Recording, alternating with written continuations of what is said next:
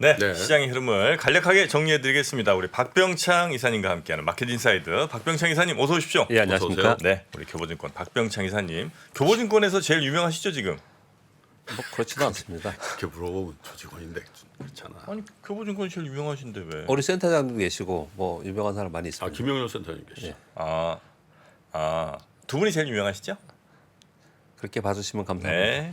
자, 시간이 조금 많이 지연이 됐어요. 예. 네, 속도감 있게 가보죠. 이제 뭐 핵심만 말씀드리겠습니다. 어제도 뭐 그렇게 진행을 했었는데요. 일단 나스닥이 1% 올랐잖아요. 다우는 뭐 강밥 정도고요. 종목으로 그냥 오른 겁니다. 모건스탠리에서 테슬라 목표 주가 상향 때문에 테슬라가 10% 아, 올랐고 10% 올랐어요. 메타가 강력한 AI 시스템 개발한다라는 내용 발표하면서 메타가 3.25% 올랐고 애플 아이폰에 모뎀 칩 3년간 공급 계약하겠다라는 것 때문에 퀄컴이 3.9% 올랐습니다. 그러니까 지금 보시면 시가총액 상위 종목들이 이렇게 오르다 보니까 지수는 오른 거고요. 나머지들은 그냥 그만했습니다. 지금 CPI를 앞두고 있는 상황인 거고요. 유가와 환율은 소폭 하향 안정이 됐습니다. 다행스럽게 달러인데스 104까지 왔고요. 원화가 1,324원. 이 1,334원까지 갔었거든요. 이게 1,350원이 정고점이기 때문에 걱정을 많이 했습니다. 약간 내려와 있는 그런 상황이고요. CPI를 앞두고 있는 상태에서 국채 수익률은 소폭 상승했습니다. 네. 근데 이런 것들은 전체적인 흐름이고요. 이 세 종목의 움직임이 크게 나타난 거예요. 근데 특징을 한 가지 언급을 하고 넘어가겠습니다. 이 테슬라가 이제 모건스탠리에서 테슬라 목표 주가 상향하면서 슈퍼컴퓨터 도조에 대해서 계속 언급을 했습니다. 여기에 대해서 가치를 평가한다라는 얘기를 하는 거고요. 그리고 이제 메타도 AI 시스템 개발하면서 강력한 AI 시스템 개발을 위해서 데이터 센터 확장한다는 얘기가 있었거든요. 근데 이 두 개 다 하드웨어가 전부 다 뭐라고 얘기하냐면 엔비디아의 HBM, 네. 요거를 이제 더 많이 확보해서 쓰겠다 이렇게 얘기를 한 거거든요. 근데 보시면 엔비디아는 하락했어요. 왜 그래요? 그렇죠? 근데 그걸 설명을 드리려고 하는 거예요. 지금 보면 지금 시장이 엔비디아도 그렇고 애플도 그렇고 지금 신고가를 먼저 찍었던 애들은 조정을 보이고 있고요. 그러니까 아래 애들이 지금 이제 그 동안에 상대적으로 좀 작았던 상승폭이 작았던 종목들이 좀 올라오고 있는 그런 상황인 거고요. 어제 아마존도 3.5% 올랐습니다. 그래서 이건 이제 시황과 연결을 제가 드리려고 하는 거예요. 이따 뭐 말씀드리겠지만 지금 말 나온 게 말씀드리면 애플, 마이크로소프트, 엔비디아는 역사적 신고가 찍고 그 다음에 조정을 좀 보이고 있는 그런 상황이잖아요. 그런 상황 속에서 아마존, 테슬라, 메타, 뭐 퀄컴 뭐 이런 종목들이 뒤에서 받치고 있는 거예요. 그래서 시장이 가만히 보면은 애플 떨어지고 엔비디아 떨어지면서 야 이제 주도주 떨어졌으니까 이제 고점 찍고 떨어지는 거 아니냐 이런 걱정을 많이 했었거든요.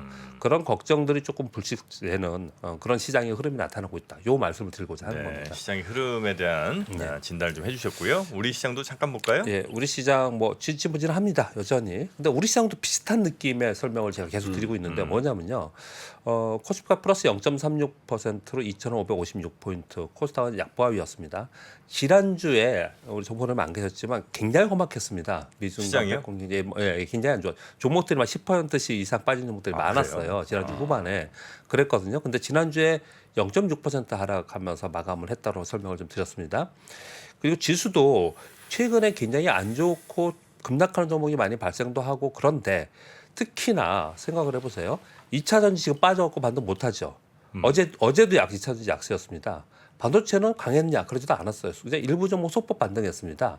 근데 지수 보시면 그렇지 않잖아요. 그러니까 우리 시장 역시도 미국처럼 그동안의 시장의 지수를 끌어올릴 수 있는 2차 전지와 반도체가 상대적으로 약하거나 쉬어가고 있거나 또는 하락하는 가운데서도 시장이 잘 버티고 있다는 거예요. 다른 데에서 계속 올라가는 것들이 새로운 섹터, 새로운 테마가 나타나면서 이렇게 강세를 보이고 있다는 것은 시장 전체적인 흐름은 이게 지금 아래쪽을 보고 있지는 않는 것 같다. 다만 위로 못 올라가서 그렇지 그 사이에 그냥 종목 장세가 계속 이루어지는구나. 이런 느낌이 굉장히 많습니다. 네. 그 설명 드리기 위해서 이렇게 말씀을 좀 드렸고요. 어제는 뭐 그 외국인들의 선물 거래에서 왔다 갔다 했고 아주 큰 폭으로 움직이지는 않았습니다. 그것은 왜 그러냐? 이번 주에 선물옵션 동시 만기가 있기 때문에 이번 주의 시황은 선물옵션 동시 만기 이벤트를 감안하면서 시장을 봐야지 이 시장이 해석이 된다 이렇게 말씀을 좀 드리겠고요. 그래서 장중에 외국인들 선물과 그리고 12월물의 롤오버 상황을 이제 계속 보면서 저 같은 경우에는 계속 보는데 여튼간에 그걸 보지 않는다 하더라도 선물옵션 동시만기 수급에 의해서 시장이 움직일 가능성이 있다 이렇게 좀 보시면 될 것 같고요. 지금 설명드린 것 때문에 뭐 어제 시황 말씀드리면서 시황 전망 및 투자 전략 말씀을 뭐 다 드렸는데요. 이런 거예요. 뭐 다시 한번 짧게 말씀드리면 신고가 형성 후 하락하고 그리고 미중 기술 패권 분쟁의 노이즈에 직접적으로 노출된 그런 종목들 있잖아요. 이런 종목들은 지금 하락 조정이 되고 있어요. 그럼에도 불구하고 인텔이나 테슬라나 아마존이나 메타나 이런 종목들이 뒷받침하고 있으면서 시장 하락방을 방어하고 있다는 거예요. 이 지금 현재 시장 상황이라는 걸 설명을 드리고 하는 거고요. 우리나라는 지수가 올라가려면 일단 어제 테슬라가 많이 올랐으니까 오늘 2차 전지 좀 올랐으면 좋겠어요. 2차 전지들 오르면 어떻든 코스닥 지수가 오르지 않습니까? 그러니까 지수가 올라야지 시장 안정감이 생기는 거예요. 또 이 코스피는 반도체가 좀 올라야 되잖아요. 근데 전체 우리 시장에서는 반도체가 역할이 굉장히 크지 않습니까? 그렇죠. 그러니 지금 애플과 엔비디아가 저점을 찍고 안정하면서 터닝하는 걸 보면서 우리 시장 움직일 가능성이 있어요. 그래서 그걸 기다리려고 하는 그런 느낌이 좀 시장이 많이 있다. 예. 네, 그렇게 좀 볼 수가 있겠습니다. 네. 그 사이에서 소문은 동시 만기 있고 그 다음에 뭐 지금 뭐는 다 아시다시피 뭐 로봇이나 AI나 뭐 다 급등하고 있어요. 바이오도 네. 급등하는 종목들이 있고요. 그냥 종목 장세는 계속 이루어지고 있습니다. 네. 자 뉴스 몇 가지 말씀드리겠습니다. 이거는 이제 10일 날 나온 뉴스인데요. 이거 많이 돌아다니는 뉴스이고 많은 사람들이 공감을 하니까 돌아다니는 것 같아요. 월스트리트저널 기자이죠. 닉 티미나우스. 참 이런 표현을 썼습니다. 그동안 연준은 과소 인상보다 과대 인상이 좋다는 게 중론이었다. 기준금리 얘기하는 좀 겁니다. 과잉해서 해야 된다. 예. 그런데 연준이 9월 동결 후에 더 신중할 가능성이 있고 11월 추가 인상은 보험 정책일 가능성이 있다. 요 말도 저도 그래서 중요해서 여러분께 전해드리고자 이걸 가져온 겁니다. 하루 지났지만 이게 어떤 의미냐면 추가 인상 후에 새롭게 요번에 추가적으로 금리 인상을 하면 그것으로 인한 금융 혼란 유발 가능성과 향후 추가 인상이 필요 없다고 만약에 증명되면 이를 번복하는 비용이 더 크게 발생할 가능성이 있다. 그래서 보험적으로 우린 이거 할 거야 한 번 더 물가가 더 오르고 물가 잡히지 않으면 더 할 거야라는 보험적 측면의 이 워딩이 계속 나가는 게 아니냐 이런 표현을 썼어요. 근데 우리가 들어봐도 상당히 일리 있는 얘기를 좀 하고 있는 것 같고요. 이 뒤에 거는 어떤 의미인지를 설명을 좀 드리면 향후 추가 인상이 필요 없다는 것이 증명되면 이를 번복하는 것이 더 큰 비용이 발생된다라는 의미는 지금 물가가 다시 튀어 오를까 봐 지금 우리 더 많이 올려야 돼라는 얘기 계속 하고 있잖아요. 네. 근데 많이 올렸어요. 근데 물가가 올 연말 되고 내년 돼서 봤더니 오르지 않고 정말 예상대로 지금 모든 그 월가나 지금 연준에서 예상대로 하락을 하고 있어요. 그랬을 때 이거 올린 걸 어떻게 할 거냐는 거예요. 뭐 이런 얘기를 지금 하고 있는 거예요.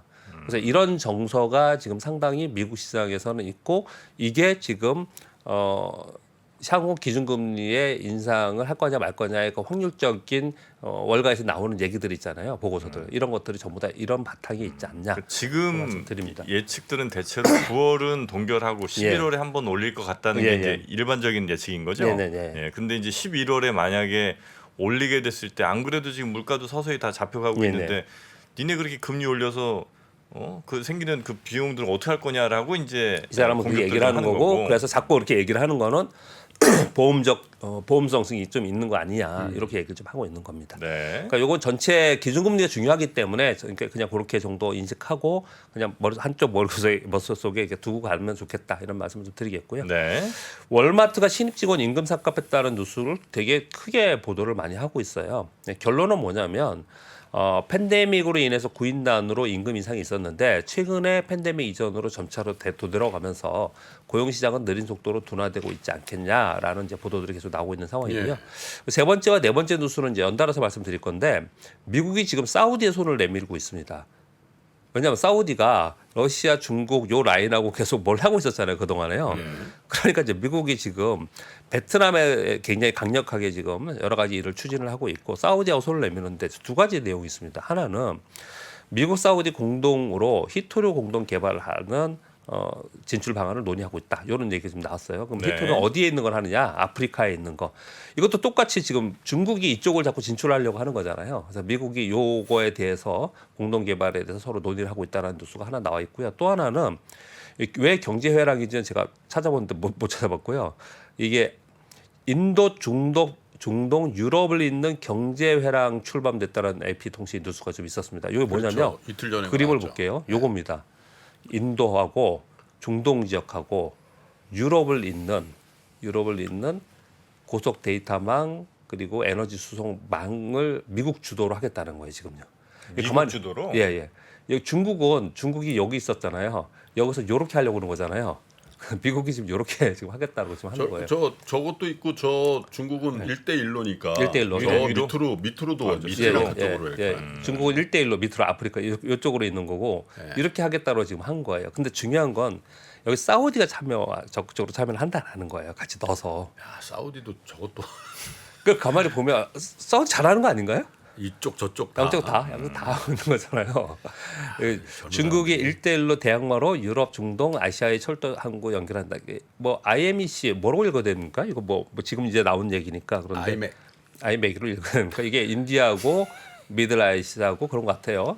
이게 유럽이고 이렇게 지금 얘기를 하고 있는 것 같고요. 아이맥은 좀 그러네요. 이맥 하죠 이맥.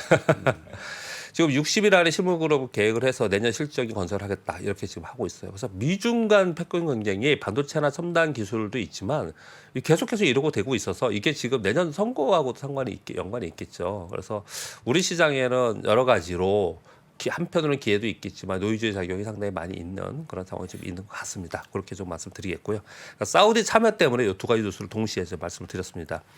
그리고 건설기기의 뉴스는 그동안에 계속 있었는데요. 거기에 이제 추가적인 업데이트 내용이 잠깐 있어서 말씀을 드리려고 하는 겁니다.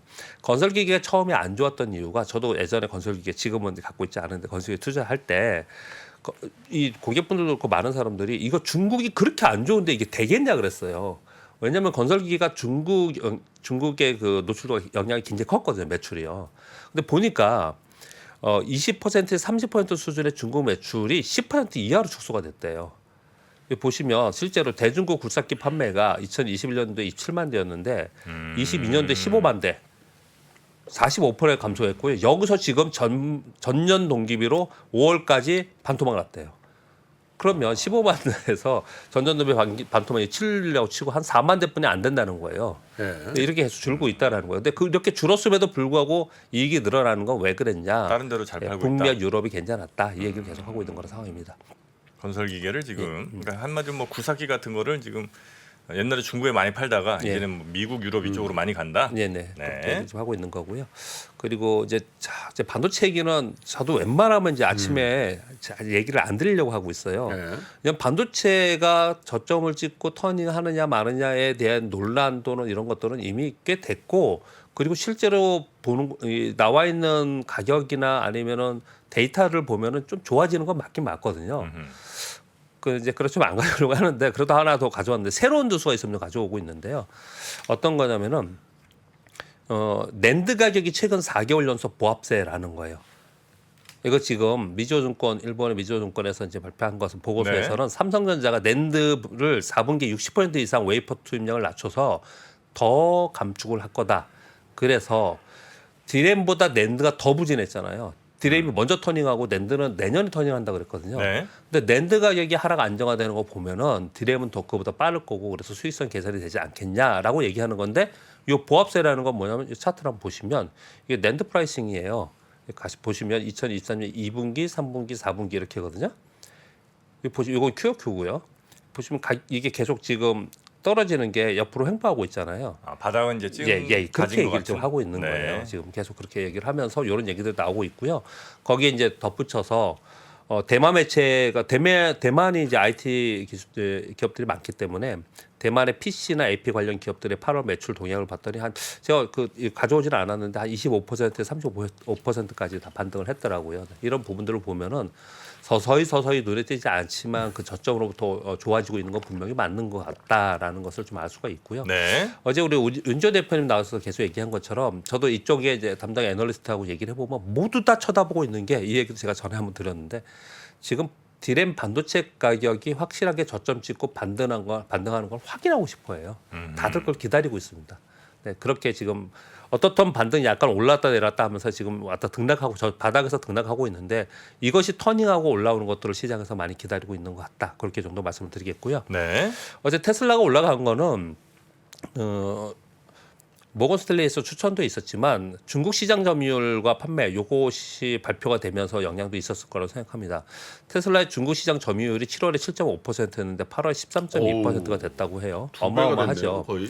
예, 8월에 중국 자동차 판매 동향이 나왔는데요. 시장은 전체로 YY로 2.2% 증가했어요. 네. SUV는 11.4% 증가하고 세단은 6% 감소했다고 합니다. 이거 아마 소비하고 상관이 있는 것 같아요. 근데 여기 보시면 현대차가 23.4% 감소, 기아가 4.2% 근데 감소. 저건 지난달인가 좀 올랐다고 예. 웬일이냐 그랬는데 저희 워낙 점유율이 낮으니까 예, 그렇습니다. 조금만 그 안에서 네. 23%뭐 이런 거 그렇습니다. 여기 지금 그래서 여기도 저도 이거 가져왔는데 8월 네. 기준 현대차 중국 점유율이 1%랍니다. 네, 그러니까 이제 그 안에서 이렇게 움직임이 좀 있는 건데 이 보시면 BYD는 43%예요 플러스. 그러니까, 네. 그러니까 자국의 자동차나 그리고 자국에서 만든 테슬라 위주로 성장을 했고 나머지는 전부 다 감소하는 그런 특징을 좀 보였습니다. 근데 이 내용이 테슬라에 영향을 주었을 거다 이렇게 좀 판단을 좀 하고 있습니다. 네. 그리고 전기차 배터리 가격 하락폭 확대된다는 트렌드 포스의 지금 뉴스들이 좀 있는데요. 뭐 여러분 다 체감적으로 많이 요거 뉴스 많이 접하시고 있을 겁니다. 8월에 전기차 배터리 셀 가격이 중국 제품 기준으로 해서 약 10% 하락을 했다고 해요. 근데 그것은 전기차 수요 감소, 리튬 가격 하락, 중국 배터리 업체의 과잉 생산, 요것 때문에 유럽은 걱정을 많이 한다고 그 뉴스를 계속 제가 전해드리고 있는데요. 이런 것들이 우리나라 이제 자동차 쪽이나 2차 전지를 좀 지금 현재 주춤하게 하고 좀 떨어져서 반등 못하게 하는 내용인 것 같은데요. 근데 요건 좀 지금의 상황에 어떤 한 구간에서 일시적으로 이럴 가능성이 많다라는 그 이론들이 더 많습니다. 보고서들이. 네. 그래서 지금의 현재 상황이 이렇다라는 거예요. 지금 이제 그러면 이제 다 끝났다. 이제 이제 힘들 거다 이런 부분이 좀 아니고 지금 상황에서 이러한 구간을 지나고 있다라고 다들 이제 보고서 좀 얘기를 좀 나오고 있는 것 같습니다. 그렇게 말씀드리겠고요. 그리고 선물옵션 동시 만기와 더불어서 금요일 날은 소속부 변경으로 종목별로 움직임이 클 거다라는 걸 제가 말씀드렸는데 일부러 다시 한번 가져왔고요. 어제 가져왔던 걸요. 아하. 왜 이걸 가져왔냐면 이것 때문에요.